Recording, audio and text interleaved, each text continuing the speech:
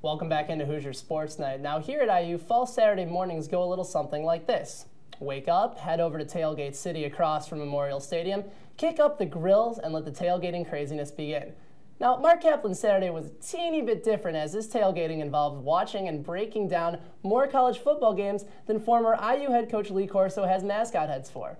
Mark Kaplan, beer us that rundown. Appreciate it, Heisler. This week featured another string of upsets, as well as some incredible games. Let's get to the biggest game of the week, which was a battle in the Bayou that featured the 17th-ranked Auburn Tigers against the 4th-ranked LSU Tigers. We moved to the fourth quarter, where it got real fun, real fast.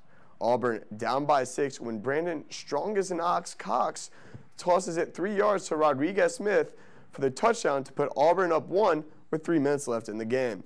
They're on Auburn's 22-yard line and perfect field goal range, but no guts, no glory, as they decide to pass, and Matt Flynn drops back, and Demetrius Byrd makes the unbelievable diving catch for the walk-off victory, as LSU keeps its title hopes alive by winning 30-24.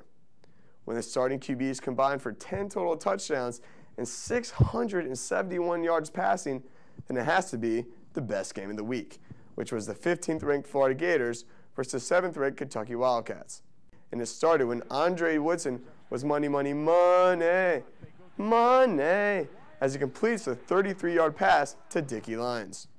We're tied at lucky number 7 when Tim Tebow throws a pass to Luis Murphy, no relation to Charlie Murphy, for the quick and easy 66-yard touchdown. Kentucky finds themselves down by 18 when Woodson, wait for it, throws to Jacob Tamme, who spins like a dreidel into the end zone to cut the lead to 11.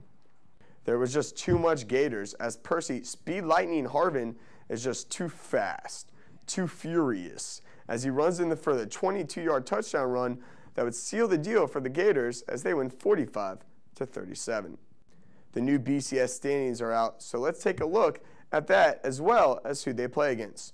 New number 2, Boston College, will try to prove that they belong as they face the 8th-ranked Virginia Tech Hokies on Thursday night. 2 huge Pac-10 games this week, as Arizona State will try to stay undefeated against the 21st-ranked California Golden Bears. And the matchup I can't wait, the 5th-ranked Oregon Ducks battle the 12th-ranked USC Trojans. It's been a great week of college football, and let it rain upsets. I'm Mark Kaplan, and that, my friends, was the rundown. The Indiana women's soccer team saw its unbeaten streak snapped at 13 games after Big Ten foe Illinois took a 3-0 victory on Friday night in Champaign. It was the first time the team was held scoreless since the 3rd game of the season. The girls were hoping to get back on the winning track Sunday as they were home for Senior Day to take on Oakland. Our own Brett Goldenhorn has the report.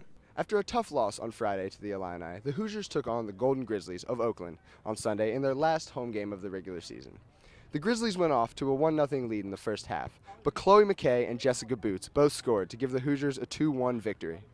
Well, I saw the ball was out in the wing, and I knew it was going to be a cross, and I knew one of our players was running in, so I decided to stick around at the top of the box to wait to see what happened, and then the ball came shooting out, and I just ran onto it to put it low into the corner past the keeper, because the keeper was on the far side. So. I was doing the things that I thought she would do when I was recruiting her.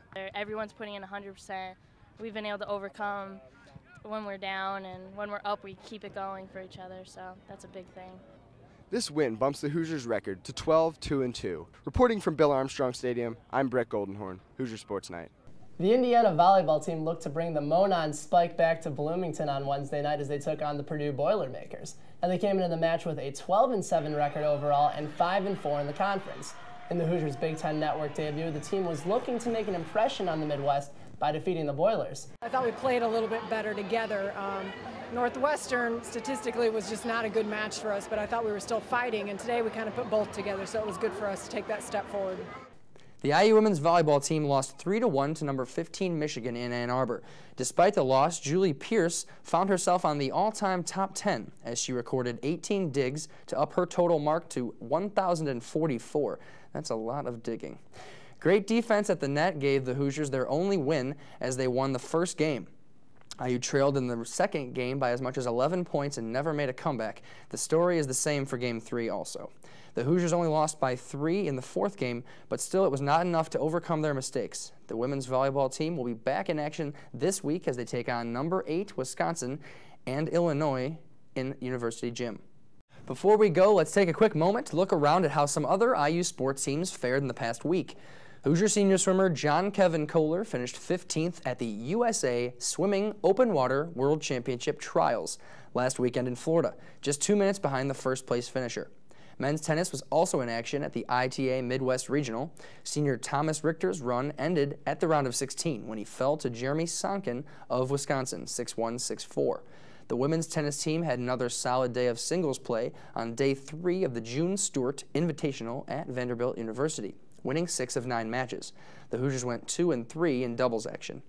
And in field hockey, IU lost a tough one at home to Michigan State 2-0, their 3rd straight defeat.